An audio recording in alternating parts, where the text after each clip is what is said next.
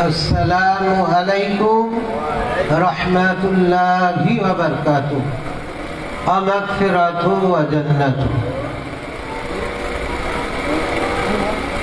अऊज़ु बिल्लाहि समीउल अलीम मिनश शैतानिर रजीम। बिस्मिल्लाहिर रहमानिर रहीम।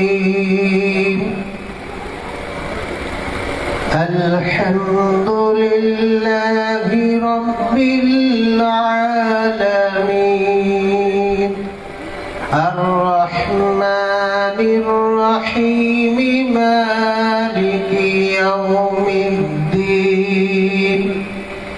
इय्याका नअबुदु व इय्याका नस्तईन। इहदिनास सिरातल मुस्तकीम सिरातल लज़ीना अन्अमता अलैहिम गैरिल मग़दूबि अलैहिम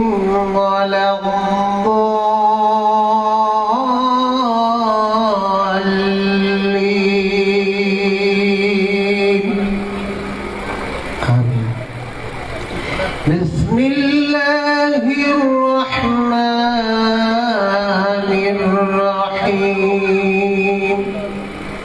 क़ुल हुवल्लाहु अहद अल्लाहुस समद लम यलिद व लम यूलद व लम यकुल लहू कुफुवन अहद।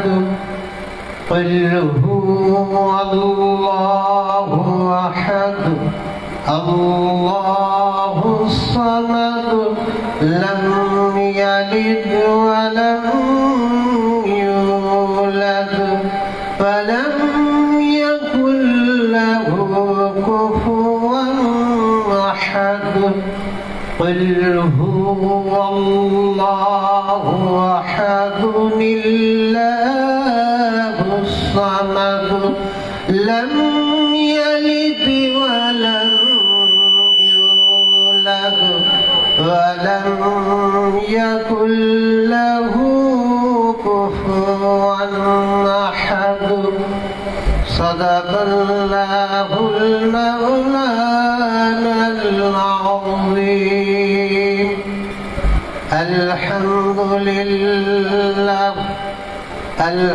अल्हम्दुलिल्लाहि कफ़ा व सलामुन अला इबादिहिल्लज़ीना इस्तफ़ा।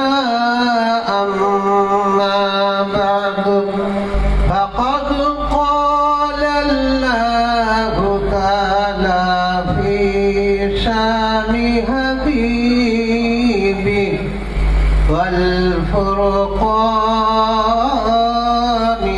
हमीद। इन्नल्लाहा व मलाइकतहु युसल्लूना अलन नबी या अय्युहल्लज़ीना आमनू सल्लु अलैहि व सल्लिमू तस्लीमा। दुर्गल्लाहुम्मा मोहब्बत सय्यिदीना मौलाना मुहम्मद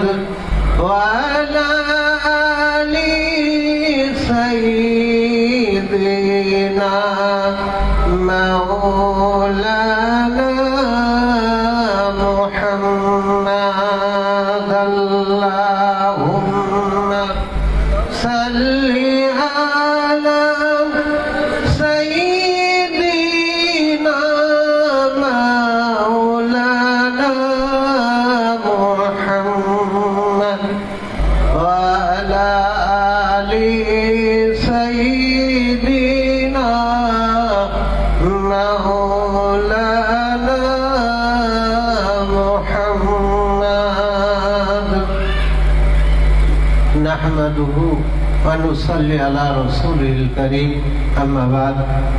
সম্মানিত আমার প্রাণপ্রিয় এই মারিচা দরবার শরীফের একনিষ্ঠ হুজুর, আমাদের সকলের প্রাণপ্রিয় জনাব আব্দুল হাকিম হুজুর, এবং আমাদের পাশে আমাদের আব্বাজান হুজুর হযরত আরিফ আলী রাহমাতুল্লাহ আলাইহি, এবং দূরাগত উলামায়ে হযরত, দেগার হুফাজ ইকরাম, এবং দূর দূরান্ত থেকে বুদ্ধিমান, বিচক্ষণ, দিন পিপাসু, জ্ঞান পিপাসু, জ্ঞানী গুণী মহাজন এবং মুবাল্লিগ সালেহ ভাইজান, আমার বয়োজ্যেষ্ঠ বাপজান, চাচাজান, সমবয়স্ক ভাইরা, পর্দার অন্তরালে আমার ধার্মিকা ও পর্দানসীনা, আমার আম্মাজান ও মা ও বোনেরা, আল্লাহ পাক রব্বুল আলামিন প্রতি বছরের মতো এবছরও আব্বাজান হুজুরের সেই আকাঙ্ক্ষিত, প্রতিষ্ঠিত, নির্বাচিত 2রা চৈত্র এই মহান মারিচা দরবার শরীফের ইসালে সওয়াব তিনি কায়েম করে গিয়েছিলেন।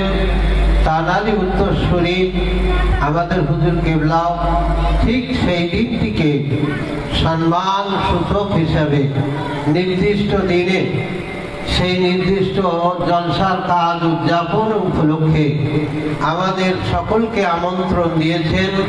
আমরা আসতে পেরেছি। সেই আল্লাহ পাকের দরবারে আমরা সকলে অন্তরের অন্তঃস্থল থেকে একবার মহাব্বতের সঙ্গে একটু প্রশংসা তারিফ করে নিই, বলুন আলহামদুলিল্লাহ। তারপরে নবী পাক মদিনাতুল মুনাওয়ারায় সবুজ গম্বুজের নিচে আমাদের সকলের পিয়ারা হাবিব নবী, তিনি ইয়া হাবলি উম্মতি উম্মতি করছেন। রাসূল পাকের কদম মোবারকে জানাই অন্তরের স্থল থেকে হাজার দরুদ ও সালাম। সকলে বলি সাল্লাল্লাহু আলাইহি ওয়াসাল্লাম। বিস্তারিত নসিহতের উদ্দেশ্য নয়, হুজুর কেবলার আদেশে সীমিত সময়ের জন্য কোরআন ও হাদিসের আলোকে 2-4টি কথা বলবো। আমার মুর্শিদ কেবলার রুহানি দোয়া এবং তাওয়াজ্জুর বাবারকাতে আল্লাহ যদি 2টি কথা বলান, ইনশাআল্লাহ আমি চেষ্টা করব। আমি আপনাদের কাছে অধম ভাই, গুনাহগার ভাই হিসেবে এই দরবারে আসি এবং আমার ইচ্ছা আল্লাহ পাক যতদিন আল্লাহ হায়াতে রাখবেন, আল্লাহ যেন এই দরবারে আসার তৌফিক আল্লাহ আমাকে দান করেন। সকলে বলুন আল্লাহুম্মা আমিন। সেই সঙ্গে আমি দোয়া চাই যারা এই দরবারের সঙ্গে জুড়ে আছেন বা এতদিন খেদমত করছেন, এখন নতুন নবাগত যারা নতুন এসেছেন, তাদের থেকে যারা পুরনো আছেন তারা অবশ্যই অকিবহাল আছেন। আব্বাজান হুজুর কেবলা যখন জীবনদশায় ছিলেন, এই জায়গায় তখন একটা মাঠ ছিল, যে জায়গায় এখন মাদ্রাসা এবং খানকা শরীফ হয়েছে। এই জায়গাটা খোলা একটা মাঠ ছিল, 2 কি 3টে আম গাছের চারা রোপণ ছিল। তখন সর্বপ্রথম আমরা এখানে এইদিকে ওই দরজার গেটের ওই সোজা ওখানে স্টেজ হতো, আর এই পাশে মানুষের বসার জন্য জায়গা করে দেওয়া হতো। এরকম প্যান্ডেলের ব্যবস্থাও তখন হতো না। তো সেই সময়ে আব্বাজান হুজুরের কাছে আমরা বায়াত ছিলাম এবং সেখান থেকে আমরা এই দরবারের সঙ্গে জুড়ে আছি। তো আল্লাহ পাক রব্বুল আলামিন এই দরবারে সঙ্গে সকলকে যেন জুড়ে থাকার বা কায়েম থেকে ঈমানের উপরে মোকাম্মাল কামলিয়াত হাসিল করার তৌফিক আল্লাহ যেন সকলকে দান করেন। সকলে বলি আল্লাহুম্মা আমিন। আল্লাহ পাক রব্বুল আলামিন বান্দাকে যদি ভালোবাসেন তাহলে পরে আল্লাহ কিন্তু ভালো কাজ করার তৌফিক বান্দাকে দেন। বলুন সুবহানাল্লাহ। আচ্ছা, পৃথিবীর জমিনে আল্লাহ পাকের সৃষ্টি মখলুকাতের মধ্যে মানব জাতি, এই মানুষের ভিতরে কত লক্ষ লক্ষ মানুষ থাকা সত্ত্বেও এই দরবার শরীফে বা আমাদের এই মজলিসে আমি যদি মনে করি এই মরিচা বা এই পার্শ্ববর্তী ভাঙড় এলাকায় যদি মানুষকে বলা হয়, দাওয়াত দেওয়া হয় যে আপনারা প্রত্যেক বাড়ি থেকে একজন করে আসবেন, তো এই মজলিসের এই যে জায়গা, এখানে কি সংকলন করা সম্ভব হতো? সম্ভব ছিল না। কিন্তু আল্লাহ পাক রব্বুল আলামিন যেমন এই পৃথিবীর মানুষের ভিতরে ছাঁকনি দিয়ে থেকে থেকে বেছে বেছে তার মনোনীত, তার মানে প্রিয়, তার ভালোবাসার কিছু মানুষকে আল্লাহ বেছে নিয়ে বলছে তোরা এখানে চলে আয়, এই জায়গাটায় চলে আয়, তোদেরকে এখানে আমি আমন্ত্রণ দিয়েছি, এই জায়গায় গেলে তোদের মনের খোরাক এবং মনের যা চাহিদা আল্লাহ তোদেরকে পুরা করবে, তোরা ওই দরবার শরীফে পৌঁছে যা। বলুন সুবহানাল্লাহ। এই যাদেরকে আল্লাহ কবুল করেছেন তারা এই দরবারে আসতে পেরেছেন, আর যাদেরকে আল্লাহ কবুল করেন নাই তারা কিন্তু এই দরবারে আসেন নাই। এবার আপনি হয়তো বলবেন তাহলে মরিচা দরবার শরীফ ছাড়া কি পৃথিবীতে আর দরবার নাই? মরিচা দরবার শরীফ ছাড়া কি পৃথিবীর জমিনে আর কোনো আল্লাহর ওলি নাই? বারহাত আছে। যে সমস্ত হাক্কানি ওলামা, হাক্কানি ওলি এবং তাদের খানকা শরীফ এখনো দুনিয়ার জমিনে জিন্দা আছে, সেই সমস্ত খানকা শরীফের সঙ্গে যারা জুড়ে আছেন, যারা দ্বীনের তালিমের ভিতরে আছেন, নফসের তাজকিয়া করে যারা এখনো জীবন জিন্দেগি চালান, তারা হাক্কানি আর ওলির দরবারে যারা জুড়ে আছেন, তারাও কিন্তু আজকে এই দরবার শরীফের একজন মেহমান হিসেবে গণ্য হয়েছেন। বলুন সুবহানাল্লাহ। আমরা এখানে বসে আছি, হয়তো ভাবছি আমরা এই গুটি কথক মানুষ বসে আছি, না। আপনার আমার চোখ যদি ভালো থাকে, অন্তরের চক্ষু দিয়ে একবার ভালো করে খেয়াল করে দেখেন, এখানে আল্লাহর ওলি বান্দাদের রুহানি হালাতে অনেক প্রবেশ করেছে।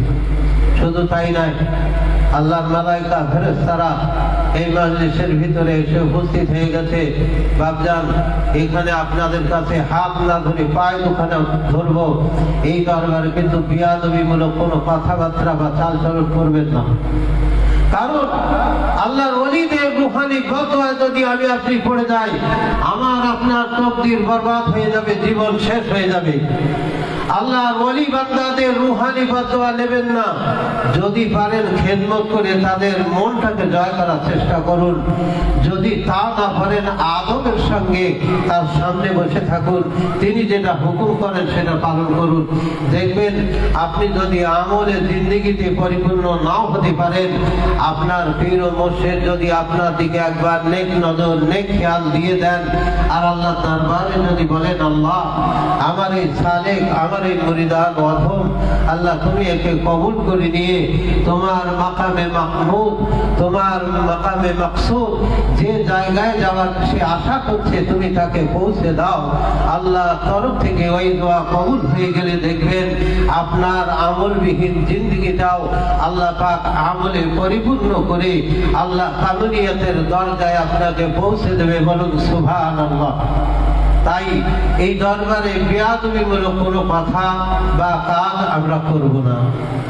তৃতীয় যে বিষয়টা আমি আপনাদেরকে বলবো, আল্লাহ পাক কুরআনুল কারীমের মধ্যে বলেছেন, আল-ইয়াওমা নাখতিমু আলা আফওয়াহিহিম ওয়া তুকাল্লিমুনা আইদিহিম ওয়া তাশহাদু আরজুলুহুম বিমা কানু ইয়াকসিবুন।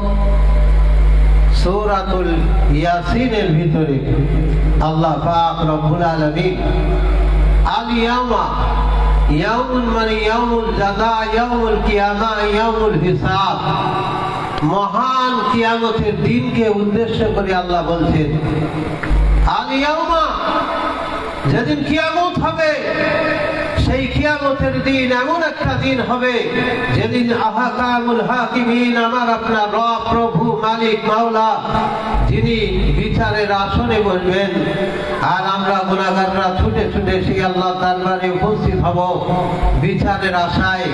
সেদিন আমার আপনার জন্য এত ভয় কাজ করবে।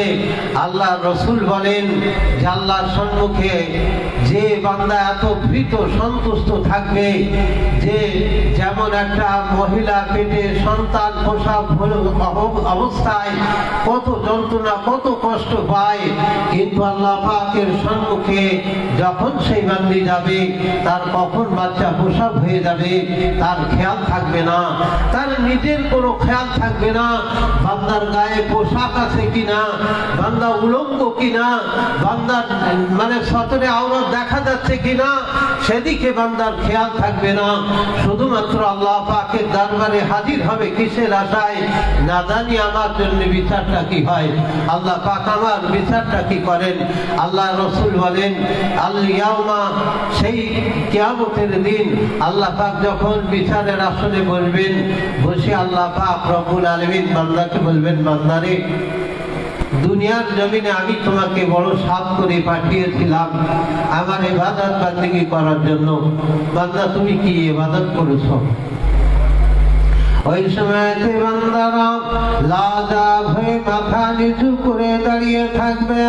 আল্লাহ পাক রব্বুল আলামিন বলবেন, বান্দারে, দুনিয়ার জমিনে তোমাকে ধন সম্পদ দিয়েছিলাম, অর্থ দিয়েছিলাম, টাকা দিয়েছিলাম, প্রতিপত্তি দিয়েছিলাম, ইজ্জত দিয়েছিলাম, বিল্ডিং বালাখানা দিয়েছিলাম, তুমি যা চেয়েছিলে আমি আল্লাহ তার থেকে শত গুণ বেশি আমি আল্লাহ তোমাকে দিয়েছিলাম। বান্দা, তুমি এত কিছু নিয়ামত পাওয়ার পরেও আমি আল্লাহর ইবাদত বান্দেগী কতটা করেছো? আজকে আমি আল্লাহ আমার সামনে হিসাব দাও। বলেন, সেদিন আমি আপনি কি হিসাব দেবো? একটু নিজের মনের কাছে জিজ্ঞেস করেন, হিসেবের জন্য কি তৈরি করেছেন? কিছু পাথেও সঙ্গে কোনো করা আছে? আমাদের হিসাবটা দেবেন সেদিন কি হিসেবে দাঁড়াবেন? আল্লাহর সামনে যে মুখটা তুলে আমি আপনি কি করে দাঁড়াবো? যে আল্লাহ এত নিয়ামত দিয়ে আমাকে আপনাকে সারাদিন ভরিয়ে রেখেছে, যে নিয়ামতের শুকরিয়া করলে আমার আপনার জীবন শেষ হয়ে যাবে, কিন্তু শুকরিয়ার কোনো শেষ হবে না। আমি আপনি সেই শুকরিয়ার কোনো কিঞ্চিত মাত্র আদায় না করে আল্লাহকে ভুলে বেপথে কুপথে দিনে রাতে অন্যায় ভাবে বেশরিয়াতি কাজে আমার আপনার জীবনের সময়গুলো ব্যয় করছি। কেন? কি জন্য? আল্লাহ পাকের সামনে দাঁড়াতে হবে না? বান্দা, সেদিন আল্লাহ পাক রব্বুল আলামিন বলছেন, বান্দা, নাখতিমু, আমি আল্লাহ মোহর মেরে দেবো, সিল করে দেবো, আফওয়াহিহিম, বান্দা তোমার মুখটাকে আমি বন্ধ করে দেবো। ফাতুকাল্লিমুনা আইদিহিম, ও বান্দা তুমি মনে রেখো আমি আল্লাহ তোমার হাতের জবান খুলে দেব, আমি তোমার হাত দিয়ে কথা বলাবো, তোমার হাত সেদিন জবান খুলে যাবে।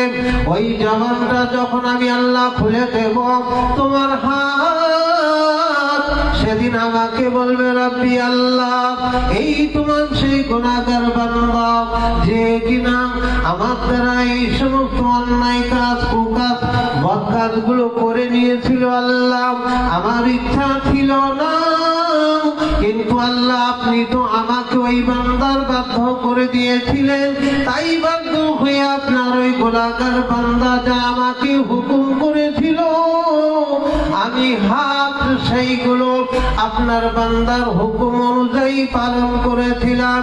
এর জন্য আমি দায়ী নই, এর জন্য একমাত্র দায়ী হলো আপনার বান্দা। বলেন, এই হাতে যদি আপনার একটুখানি কেটে যায়, ব্যথা হয়, পৃথিবীর কত বড় ডাক্তার আছে, কত মেডিসিন আছে, আমরা দিই না সারানোর জন্য? এর প্রতি দয়া হয় না, মায়া হয় না? হয় কি না হয় না? হয়তো নাকি? আর কিয়ামতের দিন আপনার বিরুদ্ধে যখন আপনার হাত সাক্ষী দেবে, তখন আপনি কোথায় যাবেন? বলে কোথায় পালাবেন? মুখটা কোথায় লুকাবেন? আপনি আপনার পাপটা কোন জায়গায় লুকিয়ে রাখবেন? কাকে লুকাবেন? সারা কিয়ামতে হাসরবাসী, সারা পৃথিবীর আওয়াল আখির সমস্ত মানুষ সেদিন হাজির থাকবে। আর আপনার জীবনে এই 60টা বছরের জিন্দেগির মানুষ, আর সেদিন আখিরাতে সারা বিশ্বের মানুষ এক জায়গায় হবে, তার সামনে আপনার পাপগুলোকে প্রকাশ করবে আপনার হাত। ওয়াতাশহাদু আরজুলুহুম, সেই দিন আপনার পা কিন্তু আপনার বিরুদ্ধে সাক্ষী দেবে। এটা আমার কথা নয়, আল্লাহ বলছে বান্দা, কিয়ামতের দিন তোমার হাতকে দিয়ে আমি আল্লাহ সাক্ষ্য দাঁড়াবো তুমি কি কি করেছো। তোমার পাকে দিয়ে আমি আল্লাহ সাক্ষী দাঁড়াবো, বান্দা তোমার পা দিয়ে তুমি কোন হারাম জায়গায় গিয়েছিলে, নাপাক জায়গায় তুমি প্রবেশ করেছিলে, তুমি ওই পা দিয়ে কার কত অন্যায় কাজ করেছিলে, সেদিন রাতের অন্ধকারে কাজ চুরি করতে গিয়েছিলে, এ সমস্ত কিছু কিন্তু আমি আল্লাহ সেদিন তোমার পাপ দ্বারায় প্রকাশ করে দেবো। বান্দা তুমি সেদিন কোথায় যাবে? আফজাল ভাইজান, তো সেই দিন আমি আপনি যদি ধরা পড়ে যাই, এই হাত, এই পা, এই দেহ যদি আপনার আমার বিরুদ্ধে সাক্ষী দিয়ে দেয়, সেদিন বাঁচার জায়গা আমার আপনার থাকবে না, পালানোর জায়গা থাকবে না। তাই আর দেরি না করে আসুন পীরের দরবারে মুরিদান হয়ে যান, হয়ে নিজেকে মনে করুন দুনিয়ায় নাই, নিজেকে মনে করুন আমি দুনিয়ায় নাই, কবরের বারজাকে চলে এসেছি। এখন কবরে আমার হিসাব নিকাশ হবে, আমার কখন হিসাবের তালিকা শুরু হবে শেষ হবে ঠিক নাই। এখন থেকে আমরা প্রস্তুত হয়ে যাই এবং তরিকার জিকিরগুলো, ফিকিরগুলো, মানে মুরাকাবার যে সবকের খেয়ালগুলো ঠিক মতন করে যাই। যদি আপনি করতে পারেন